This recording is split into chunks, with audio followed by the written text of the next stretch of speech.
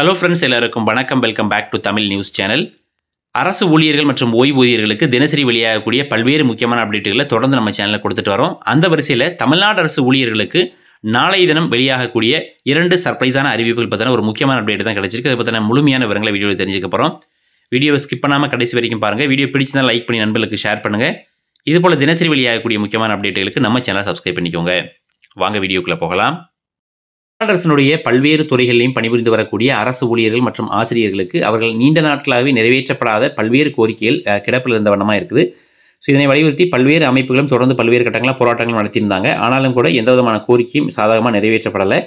So பொதுவாகவே கோரிக்கைகளை பொறுத்த வரைக்கும் துறை ரீதியான கோரிக்கைகள் அப்படின்ற ஒரு புறம் இருக்க, அரசில் பணியாற்றக்கூடிய அனைத்து ஊழியர்களுக்குமான பொதுவான கோரிக்கைகள், உதாரணத்துக்கு பழைய ஓய்வு திட்டமாகட்டும், ஈட்டி விடுப்பு அந்த கொடுக்கக்கூடிய முறை, அப்புறம் ஊக்க ஊதிய உயர்வு, இந்த மாதிரி பல்வேறு விஷயங்கள் வந்துட்டு பொதுவான கோரிக்கைகளாக இருக்கும். ஸோ இதில் எந்த ஒரு கோரிக்கையுமே நிறைவேற்றப்படாததால் தான் ஜாக்டோ ஜியோ அப்படின்ற பெயரில் அரசு ஊழியர் மற்றும் ஆசிரியர் சங்கங்கள் இணைந்து ஒரு மாபெரும் போராட்டத்தை சமீபத்தில் கூட நடத்தியிருந்தாங்க.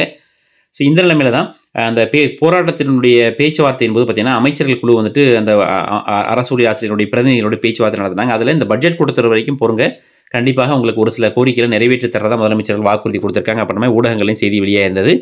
ஸோ இந்த நிலைமையில் அனைவரும் ஆவலோடு எதிர்பார்க்கக்கூடிய பட்ஜெட் கூட்டத்தொடரானது நாளைய தினம் தொடங்குது. நாளைய பட்ஜெட் கூட்டத்தொடரும் போது தமிழக அரசு ஊழியர்களுக்கு ஒரு 2 முக்கியமான கோரிக்கைகள் நிறைவேற்றப்படலாம் அப்படின்ற மாதிரியான ஒரு செய்தியில் வெளியாக இருக்குது.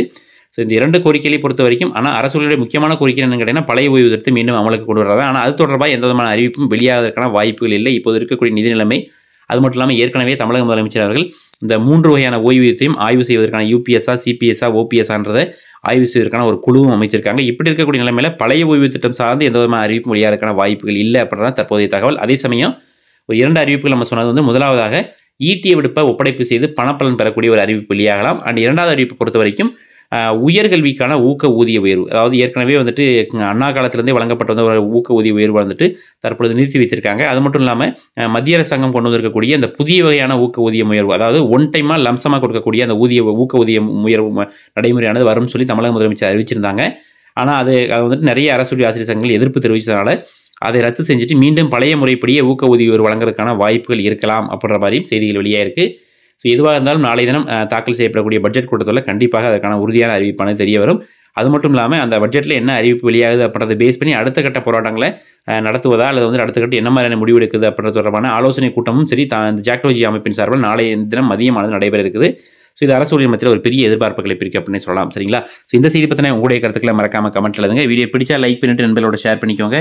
இதுபோல தினசரி வெளியாகக்கூடிய முக்கியமான அப்டேட்டுகளுக்கு நம்ம சேனலை சப்ஸ்கிரைப் பண்ணிக்கோங்க. மீண்டும் சந்திப்போம். நன்றி, வணக்கம்.